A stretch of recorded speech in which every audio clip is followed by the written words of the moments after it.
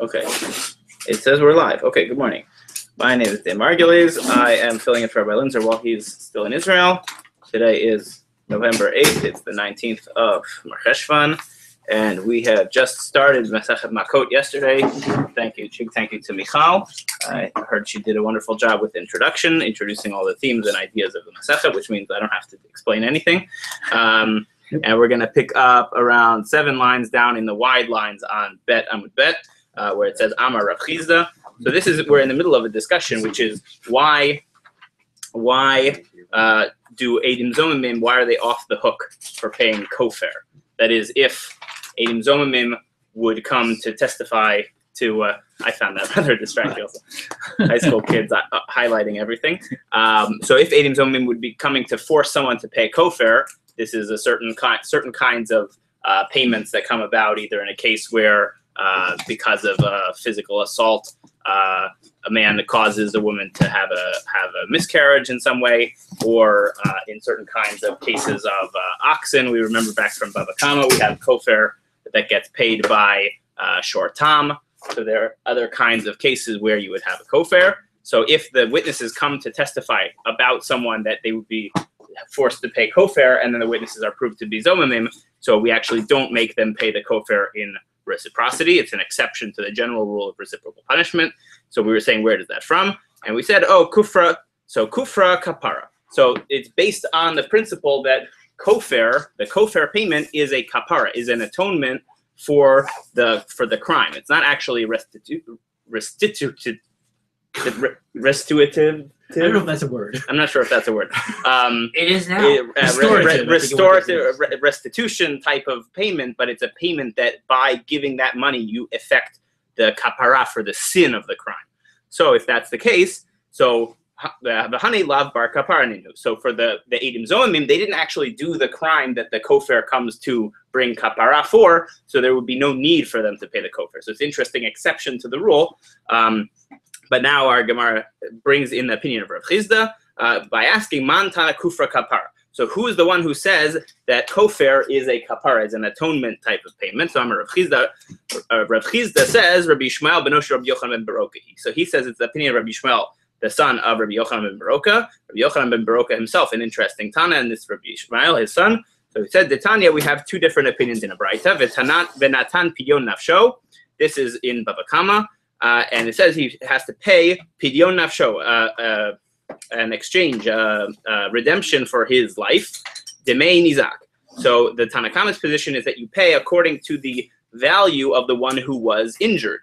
That is, the kofar payment goes according to the person who was injured. Rabbi Yishmael ben Rabbi Yochanan ben Baroka mer demei mazit.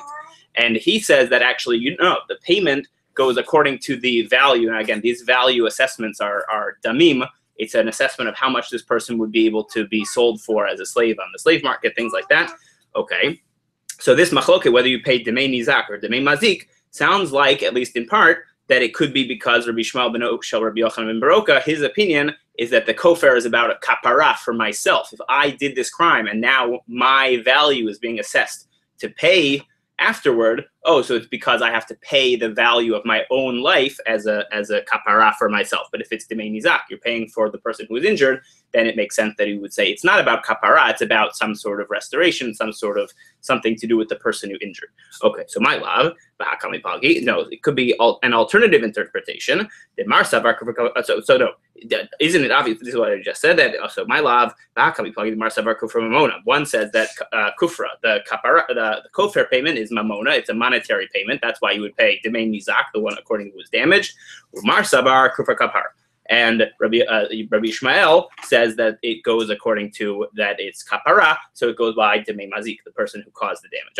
Rav Papa disagrees with Rav Chizda and says, well, the kulei alma kufra kapara. Everyone agrees that kufra is a kapara payment.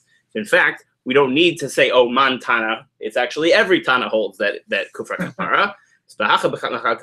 So this is actually what their debate is about. That is between Tanakama and Rabbi Yishmael. So one says that is the first opinion. Tanakama says we assess according to the value of the nizak, the one who was injured. Umar sabar mazik shaymina. And the Rabbi Yishmael's position is that we just assess according to the value of the person who caused the damage. Now, that's a sort of a non-answer. Oh, why would we do that? So, at least in part, it's going to be based on the analogous case, or based on the juxtaposition of the case. So my time I would do Rabbanan. Why did the Tanakama's position, the Rabbanan's position, why would we say Demei Nizak? So Nemar Hashta Lemata, Nemar Hashta Lemala. So each of them is mentioned, the Demei Nizak, the two juxtaposed cases, the case of the Kofer and the case in the case. So if you look in Rashi, it's like in the third line in Rashi, the wide lines. Sorry, second wide line. Sorry.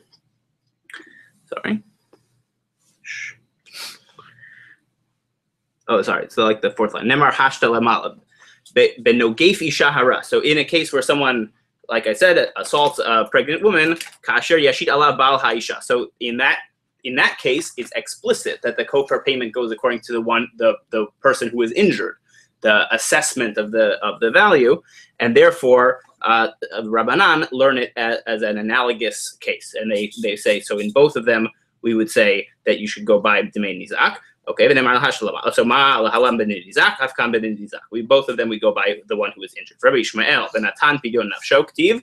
It says Venatan Pidyon Nafsho. You have to pay back the value of Nafsho, of his life. So he understands. I mean, the person paying is paying for his own life. The Rabbanan ain Pidyon. So Rabbanan, they say so Pidyon Nafsho Ktiv. So what do they do with the fact that it says Pidyon Nafsho, which is proof for Rabbi Ishmael? So they say Nafsho Ktiv. It says his life. Mihu Kishayminan ben Nizak Shayminan. So that it sort of still remains ambiguous, and we can interpret it to mean that you should assess based on the value of the Nizak and not the value of the Mazik. Okay. Meaning it's still an atonement for yourself, but in terms of the value of the payment, the amount exactly. So that's the point that in Rav Papa's interpretation, everyone agrees kufra kapara. The question is what value or whose price, whose damim should you assess to use for that kapara? So it still would get you to the point of saying, we can still use the value of the nizak, but the mazik is the one who's paying, and it's still kapara for his life. Okay. The next exception to the laws of Eidim Zomim, we learn Ein Nimkarim be'eved ivri. So now again, witnesses come and testify a person who stole something and he doesn't have the money to pay for it, so he should be sold as an eved ivri. So, and now they're proved to be Eidim Zomimim. So should we say, so they should be sold as eved ivri instead, or not? That's the question. Alternatively, Eidim Zomimim come and testify this person stole something and he can just pay back the money, and then instead they're shown to be Eidim Zomimim, but they don't actually have any money. So maybe we should sell them as Eved Ivri to pay for the value that they tried to force someone else to pay. That's the question. How far do we extend? How much do we see Eved Ivri as a distinct institution from just the paying back the value of what was stolen or not? Is it just a mechanism to pay, or is it actually a punishment or an institution in its own right? Okay, so that's if it was just a punishment, then you wouldn't be able to get out of it if you had enough money to pay.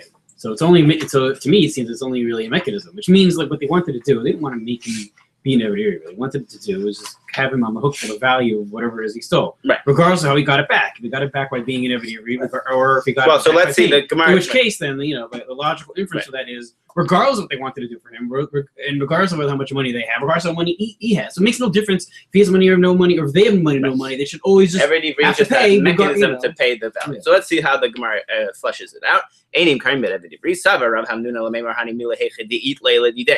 So Rav Hamnuna said it makes sense to understand that this is in a case where he has the money. That is the defendant in the case. So, and from the fact that he would not have been sold, that is the defendant, then the witnesses also should not be sold as slaves, because the defendant was never going to be sold as a slave himself. But if the defendant doesn't have any money, so then even if the witnesses do have the money to pay the value that they would have needed to pay to get to reciprocate what he was on the hook for, nonetheless, they should be sold as slaves, because sort of as if they knew when they were testifying against him and they were conspiring against him that he didn't have the money to pay for this alleged theft, Therefore, they knew what they were trying to get him to be done to him was to have him sold as Eved Ivri. Therefore, the punishment they should get is to be sold as Eved Ivri. That's Rav Hamnuna. Right, but the problem. Okay, so Michael's point is saying, but if the whole point of Eved Ivri is just to pay back the money, then, well, they have the money. They should just be able to pay cash. And they can, right? Even if they're sold as an Eved Ivri, 2 seconds later, they redeem themselves. Right, but the point is it an option for them, or is it like is that only if they choose to do so, or is it automatic, or what? So that's Rav Hamnuna's argument, at least. Okay. So it shouldn't say, it should say hachi itmar. So hachi itmar b'lemer le I ant havelach. So mi havim is davant. So because you could say back. So I ant havelach. If I had the money, so mi havim is davant. Would I have been sold? So anan. So anan is davinan. So we also shouldn't be sold. That is. Since he, that is the Eidim Zomim can respond. Since you, the defendant, would not have been sold as a slave, because you. So they're saying in response that is. Only if they don't have the Right. money. Okay. So then. Yes, go on. What was sorry. So they're saying what are these owners? No. So aval okay. So hachimar. So they can say back. So there's a response to Rav Hamnuna. V'leim rulei, they could say to him, "I'ant havelach." If you had mi havim is davant, would you have been sold as a slave? No. Ananami lo mizdavin. We also shouldn't be sold as slaves because we have the money to be able to pay. That is, it's only an opportunity. If you can pay back the money. It doesn't matter. Okay. Ella savar Rav Hamnuna lameimar. So we have to amend, or Rav Hamnuna offers a second interpretation. Rather, lameimar hanimi lehechiti eat lay.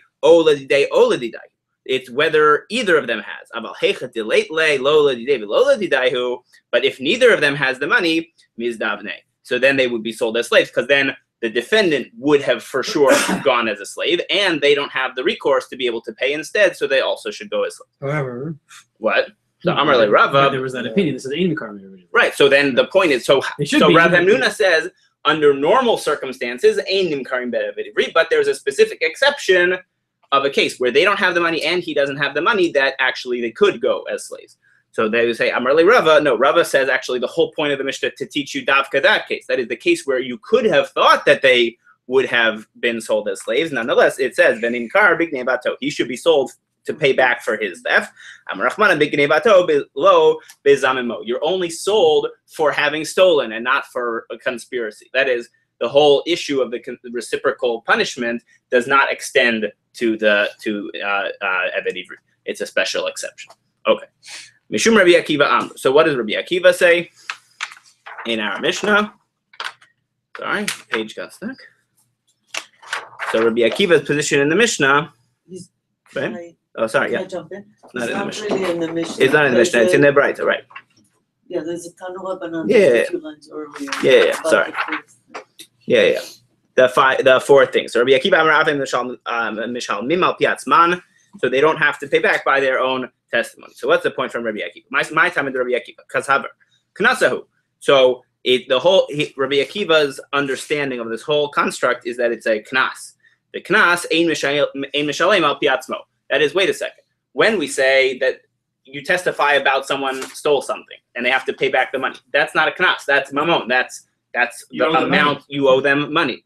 But the punishment that gets imposed on Eidim Zomimim for having accused someone of owing money would be a knas. That's according to Rabbi Akiva. What's interesting about that, and perhaps exceptional among the examples of knas that we have in halacha, and that's why it becomes very interesting, is that knas almost always is a fixed amount. It's precisely defined in the Torah.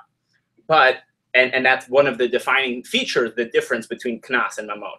Knas is a fixed quantity. So here Rabbi Akiva says actually the sliding scale variable punishment that goes for Eidim Zomimim is itself a knas. So it's actually interesting that it's a sliding scale knas. Okay. So my time in the Rabbi Akiva kasavar knas ein mishalim al piatzmo, because we have the general principle modeh beknas patur. If you admit your liability in a case of knas, you actually get yourself off the hook, because sort of the whole point of the knas is to force you to confess or to force you to own up to your crime, rather than to actually get the money paid. So it's actually an interesting exception. Okay. Amar Rabba, Teda, Sharilo Asu Masa B'nei Haragim. So wait a second. these are people who didn't do anything, and nonetheless they're going to be killed for it if they testified that he tried to kill someone or something, So or that he had killed. Teda. Teda, we're going to make an inference from.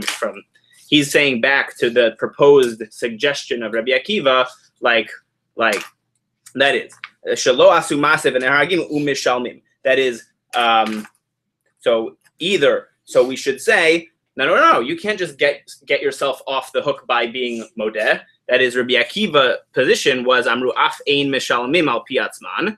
So ein mishalmim al piatzman would mean, oh, it's like a knas. But wait a second, modeh b'knas patur. So you could say, wait, so the fact that we're going to execute them is knas also? So then, oh, we're going to execute. You say, oh, I'm modeh, right? So at what point does it become a bit absurd? So right, he says, Teda shehare lo asu ma'aseh b'nei haragim. Saying what the whole concept of Eid Zomi is the knas? Is that what you're trying to say? Right, that's what Rabbi Akiva sounds like he's saying. And Rabbi is pushing back and saying, if you open up that possibility, then, now wait a second, you have people who didn't do anything. That is, they didn't do any capital crime, but they were Eidim Zomimim, and we're going to kill them. So he says,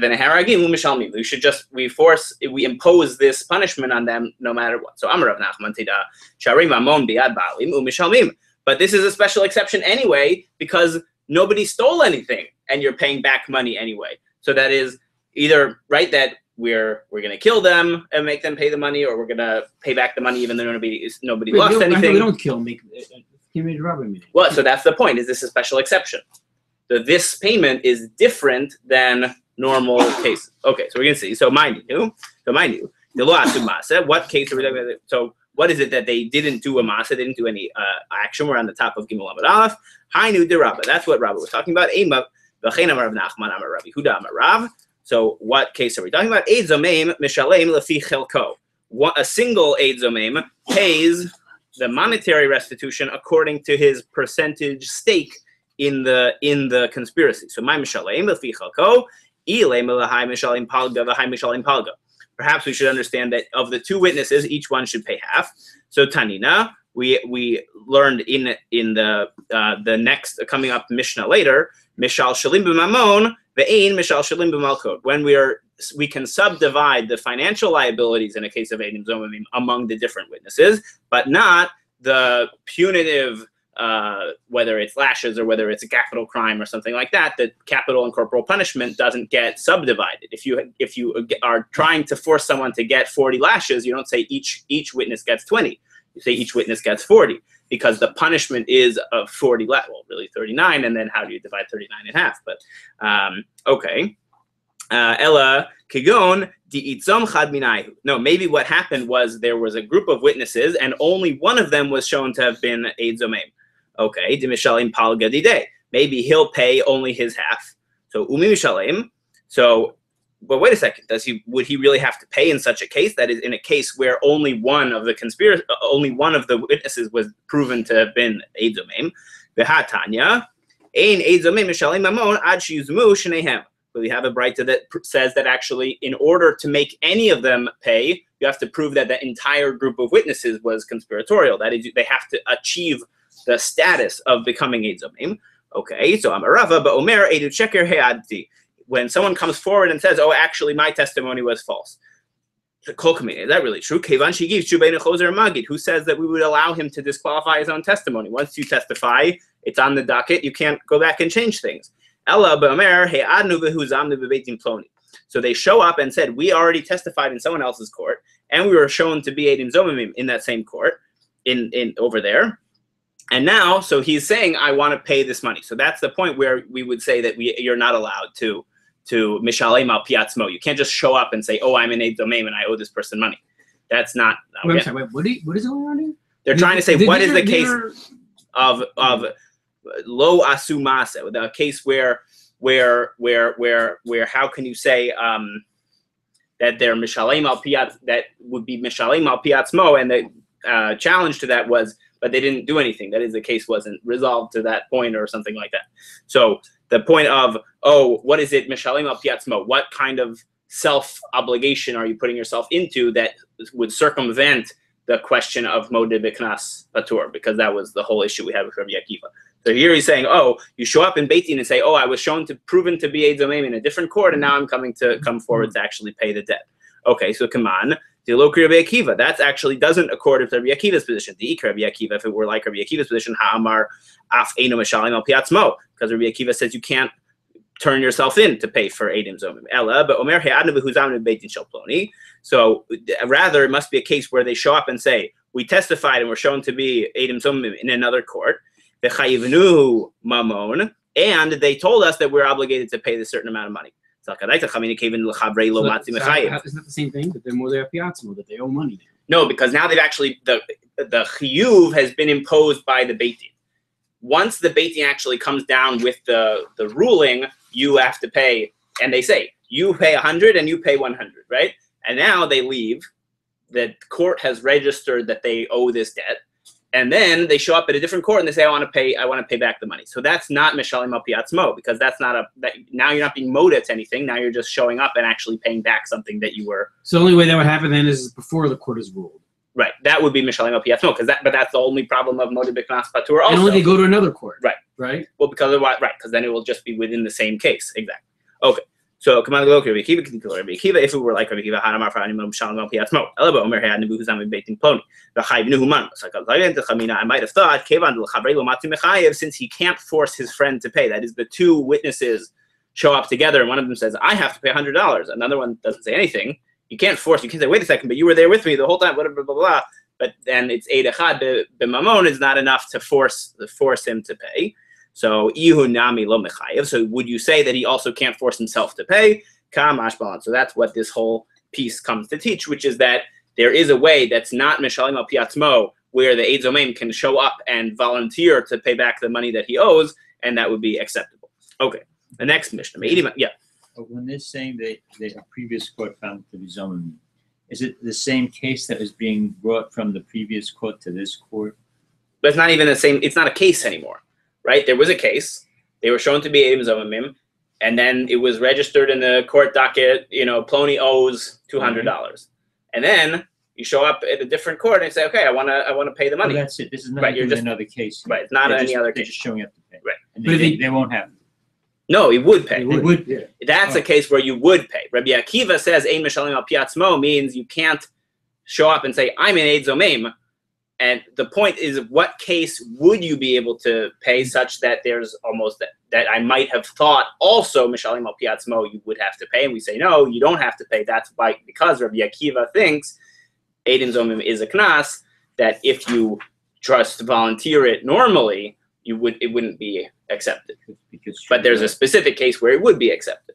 That is, if you were already registered in another court and you're coming to court. Right, but even in the first case, that's only if you go to like another court before the court that you've been in, registered. Right, because otherwise. So let's say then you see the ruling coming, then you say on Eid Zomim, then would you get off the hook too, or just court just finish it? I'm not sure. I think at that point you're not really allowed to say much. So because in Choser Magid, right? Right, in Choser Magid, things like that. So then basically, then you still end up paying, even by that same court, even if you admitted it. Right.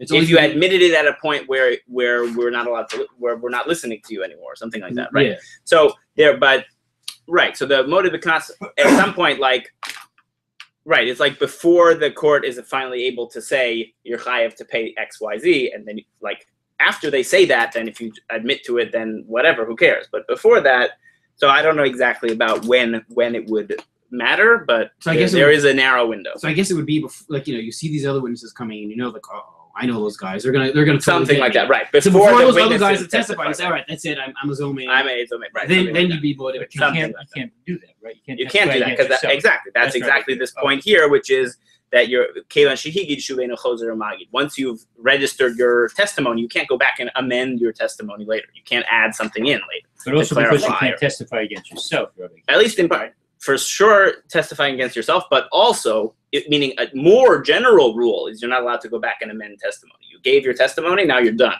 You go sit down. We don't need you anymore. So what happens in our court system? Somebody admits that they lied to a court. This wouldn't be admissible in this system? I have no idea about American court system. No, I'm saying that would not be admissible in what in the system we're discussing here. Can you say afterwards that you lied in your testimony? Well, we would ignore you. Yeah. But when? At any point, the moment you said it's it? You're done? You go and you testify, it's it's registered in court as a true testimony. You can't go back later and testify about it. But somebody else could Somebody come else and can come and say Imanu he Hayita. lied, Right. and Not he lied. He lied isn't good enough. Because he lied is of the same class. It's Eidus b'hachasha. They contradict each other. But it doesn't, it weakens it, but it doesn't eliminate it.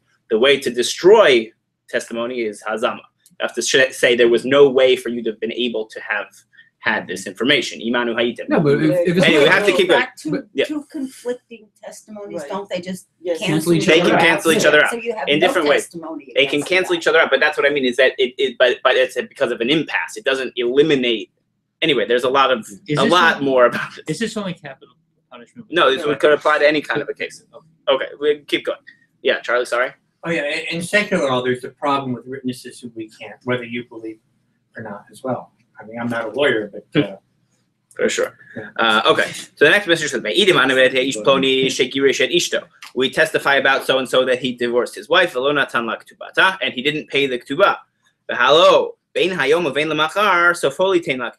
But the point is, wait a second. He already has divorced her. We're admitting, like everybody agrees that they got divorced. The question is whether he paid the ktubah or not. So the difference will just be how long has passed, or how long the woman has the money of the ktubah in her control. So umdin kama adam rotel litem ktubah zo. Wait, I'm sorry. No, meaning we know that he didn't pay it. Maybe he paid it already. No, we don't know exactly. So the difference will be whether he's going to pay today or whether he already paid. Right? But so wait a second. So no, meaning so fully take ktubah, meaning. Sorry, one second. Okay. The point is, he's no matter what, he will have paid her the ktubah. So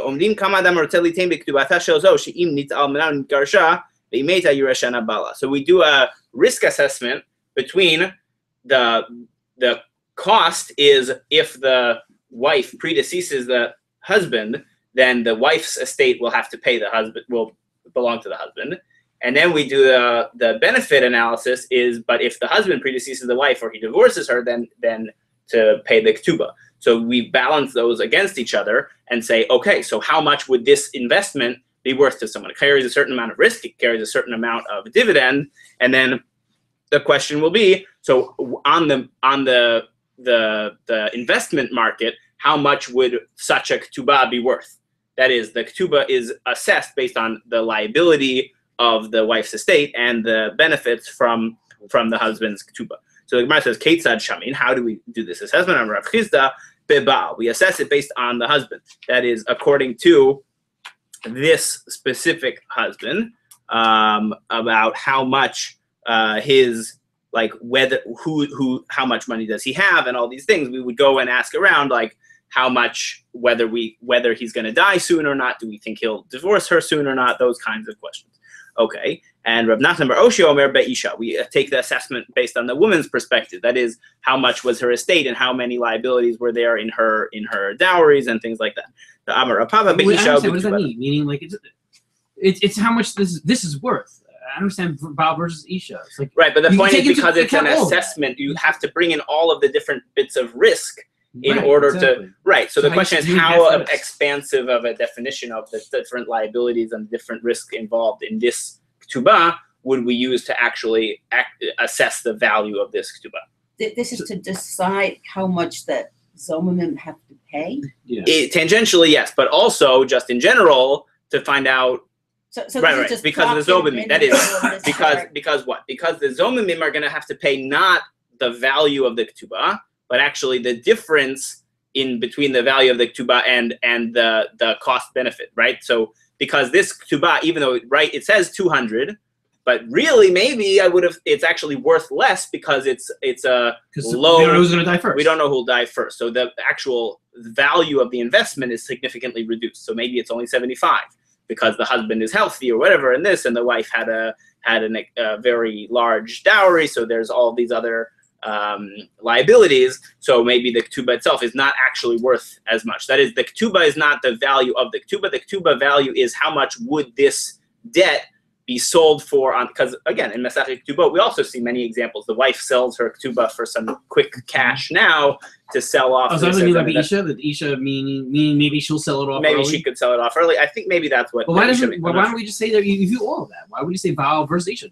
Well, that's basically what Rav Papa says. Rav Papa says Isha b'ktubata says take a very expansive. I think it's like each one is moving outward. The Baal is just is the husband going to die soon or not? Is he going to divorce her soon or not? But Isha says we also take the woman's estate and her liabilities and dowries, etc., into the calculation, and then Rav Papa says b'ktubata as well. That is her ability to sell the ketubah and things like that. Other ways. So you could see the Gemara is not so interested in this Mishnah, at least here. Obviously, these questions come up in other Masechtot and things like that. Rashi and Tosfot are very interested. Yes, So if we really want to go to it's not for now. We're running late already. Yeah. Well, there's another issue that the Mishnah and Gemara are completely avoiding, which is if the court ruled based on an Ein Zonim and that woman is divorced.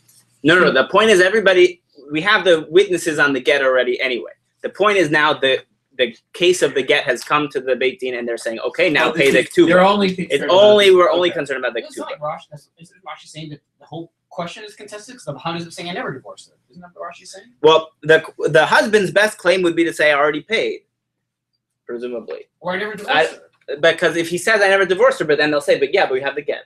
So anyway, I didn't want to get so into it now because there's a lot to do on Amud Bet. Okay. We testify about this person that he owes his friend 1,000 zuz. That the loan was to be paid back after 30 days. Okay. And he says, yeah, I do owe him $1,000, but I owe it to him 10 years from now. Okay, not 30 days from now. That's a big difference in terms of how soon the loan will be paid off. But he agrees to the debt. That's the same thing as the husband agreeing, I did divorce her. I am going to have to pay her the ketubah, but the question is under which circumstance. So it's the same kind of a point. So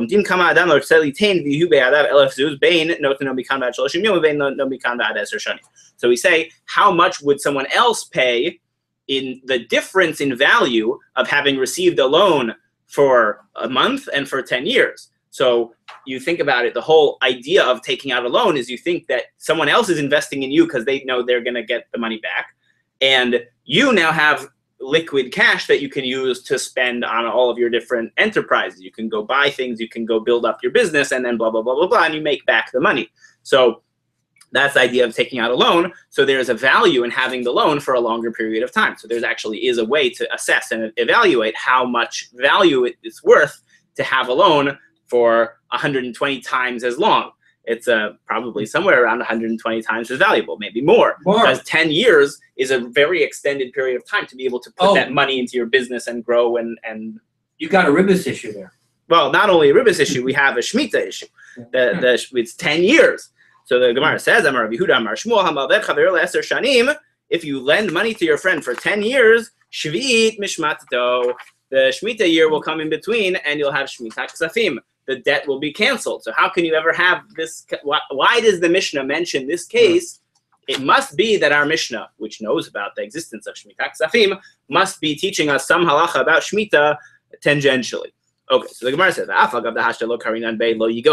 even though now, that is at the time of Shemitah, it's not called lo yigos, that you violate the prohibition of exerting pressure on the borrower to pay back. Sof ati lede lo yigos. That is, at the end of the loan, once the loan is collectible, 3 years after Shemitah, let's say, or 4 years after the Shemitah year, whatever it is, then nonetheless, at that point, once the lender comes to the borrower and says, give me back the money, that's lo yigos, even though it doesn't take place during the Shemitah year. So that's already an interesting point. That is, we might have thought that you only violate Shemitah Ksafim if actually during the Shemitah year, you try to claim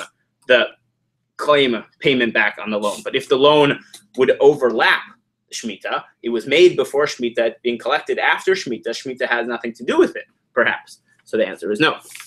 So Mati Rav Kahana. So Rav Kahana says, Omdim kana adam rotzeh litain v'hu elef zuz biyado bein litain mikan ba'ad shloshim yom bein litain mikan ba'ad eser shanim.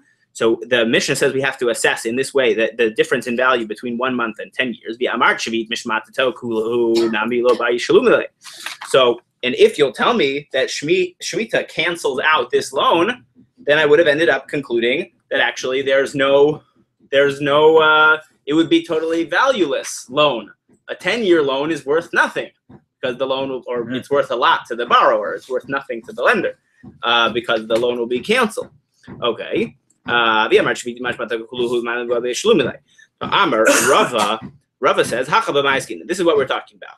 Cases that would not be canceled by Shemitah Ksafim. That is, Malvel Hamashkon, you lend using collateral, this is the last parak of Masechet Shvit, is about Shemitah Ksafim. Mm-hmm. So either if you lend with collateral over Moser Shtarotav Lebeitin, or in a case where you hand over your deed of the loan to the Beit Din for collection, which perhaps is the same thing as Pruzbul and perhaps is something different than Pruzbul. There's a whole machloket Rishonim about that.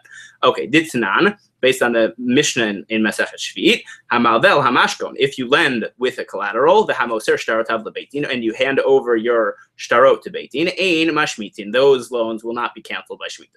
So Ikeda Amar Yehuda Amar Shmuel. So there's an alternative version of the sugya. So Amar Rabbi Yehuda Amar Shmuel. Rabbi Yehuda quotes from Shmuel, Hamalver Chabeiro le'eser shanim, someone who lends to his friend for 10 years. Ein shvit mashmatato. It actually should not be canceled by Shemitah. That is, this is the inverted version of the sugya. We're saying, oh, it's obvious from our Mishnah that if you lend for 10 years, then Shemitah doesn't cancel it. Even though in the end it will result in lo yigos. That is, when you go to collect the loan, you'll be pressuring the person to pay you. Hashta mielo karina be lo yigos. At the time of Shemitah, because it's not collectible yet, because it's before the end of the period of the loan, actually it's not lo yigos yet. So that's actually very interesting to have the opposite assumption. We're assuming that there is no violation of lo yigos unless the Shemitah year, the loan would be collectible on Shemitah. So Amar Rav Kahana says, Afana namitanina, and it didn't our Mishnah actually prove this. And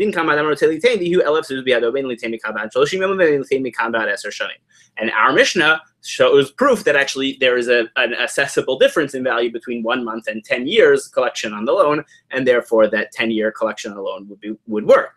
So if you would say the Shemitah year cancels it, you would say that he would have to pay back, that he would have to pay the entire value of the loan is how much it would be worth because the loan would be canceled. Yeah.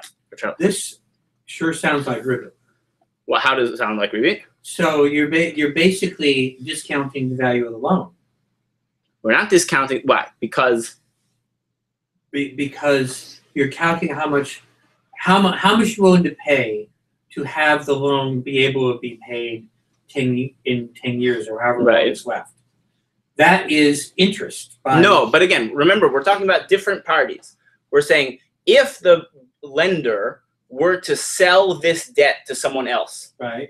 How much would someone be willing to pay for that? There is all hypothetical thing to assess how much. Well, there's two. One is you can't exactly sell a debt. You can sell the right to collect the debt. Right. But when you sell it, you let's say I have a loan for $1,000. Yeah. And I sell it to, I own a note for $1,000, and I sell it to you for $700 because we aren't sure whether it's going to get collected or not. But you're going to eventually be able to collect $100. That's ribbit. Why is that ribbit? Because you bought a note for $700 and you collect $1,000. That's $300. It's at least. I'm not sure why would that be. Okay, well that is another issue. But you're not lending to the person you're buying it from, so it seems like that is a different kind of. Yeah, animal. Technically you can't technically. That might actually what gets you out of it. You can't technically sell a loan in halakha. Perhaps they're all around it, right? You could sell the star, whatever, all different kind of things. Anyway, okay. So we're in the middle of this question. So Amar Rava. So Rava now responds to Rav Kahana. So we must be talking about a case of these cases which would not be canceled by Shvit, and that's why our Mishnah mentioned it like that, because those are cases where Shemitah wouldn't cancel it. What about someone who says, I make this loan to you on the condition that the Shemitah year not cancel out the loan? Shvit meshamata. So Shemitah, nonetheless, will cancel out that loan. You don't have the ability to prevent the power of the Shemitah year, though there isn't a very interesting position quoted in the Mordechai, I forget where, about about how active and how passive is the lender's role in actually having to say mishamet ani or not. Like, do you have to give up actively, or is it totally passive? So So because maybe Shmuel is saying that it's making a condition about a mitzvah that's already included in the Torah.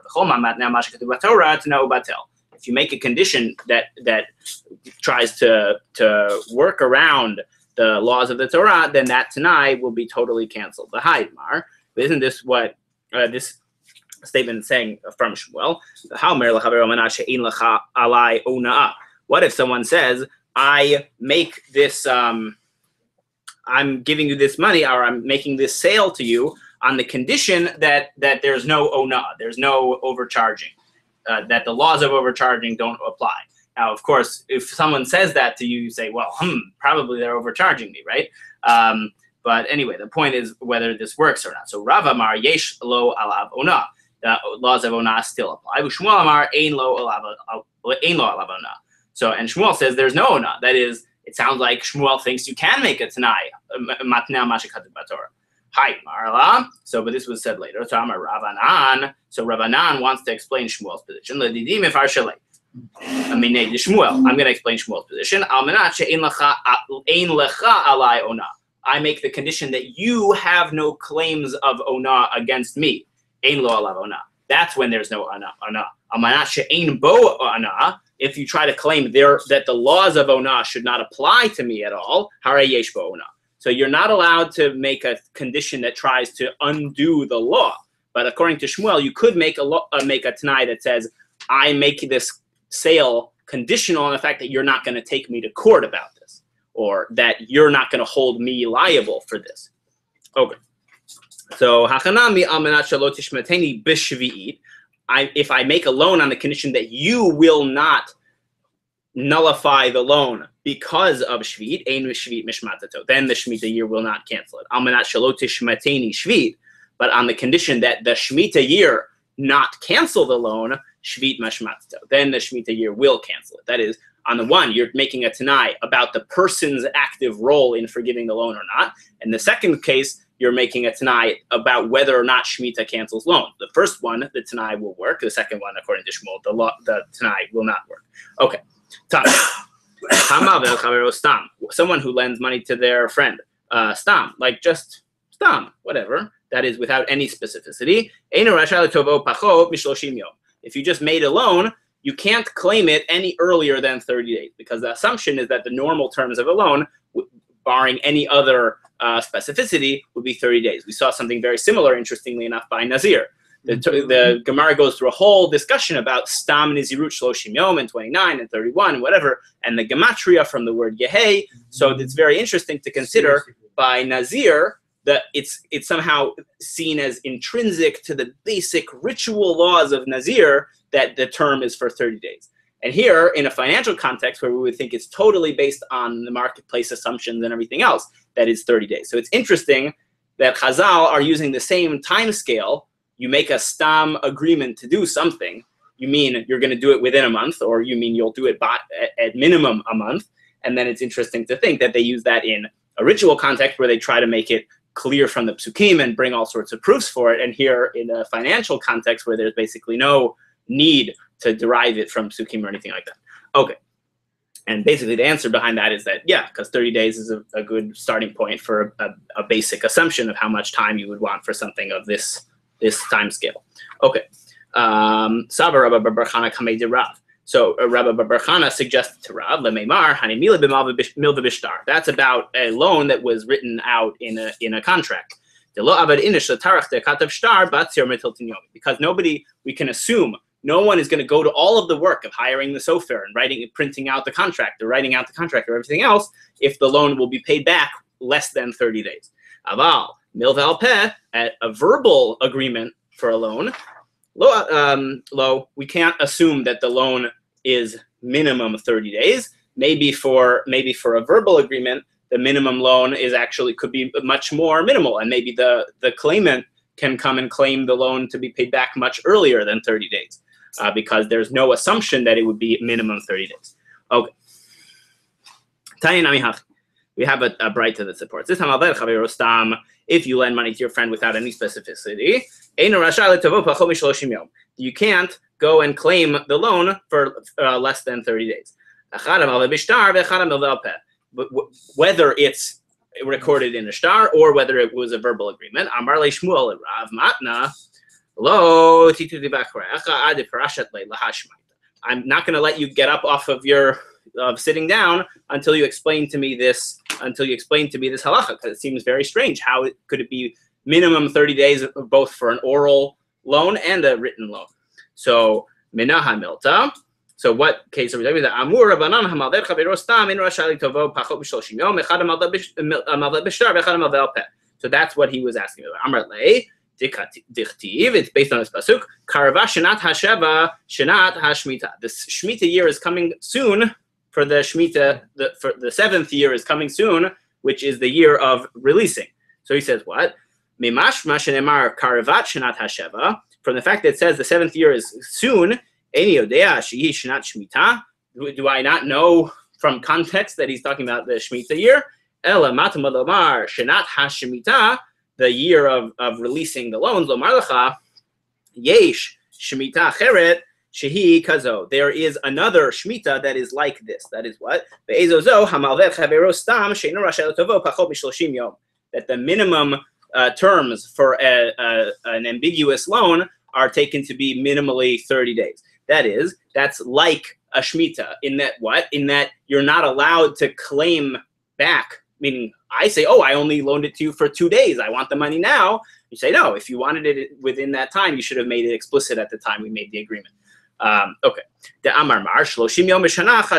Because 30 days out of the year, for certain kinds of cases, at the end of the year, the last month could be counted as a full year for certain things. And this is a whole, in different contexts, sometimes we require some, for the fiscal year or something like that, that we would require a little bit of the year to count, how many years did we make this agreement for? Well, what's the cutoff? Is it from day to day and we just go year to year from that day? Or do we say the first year would be a minimal piece of this year and then we'll start again from the new year? That'll be the second year. We see this in the beginning of Masechet Rosh Hashanah, the discussion of kings and things like that. All of those questions there. Also, it came up in Chazaka. And comes up by Chazaka, all in Bava Basra, all the questions about in the third parak and all the different things about Meitzarim and all these questions. So when you have land deals as well, how many years are you going to be, you leased out the land and things like that. So 30 days out of the year would count towards a year for many of those agreements. Okay. So let's start there tomorrow, actually, because that's a whole different topic. So wonderful. Hope everyone has a great day, and I'll see you tomorrow. Thank you. And early, because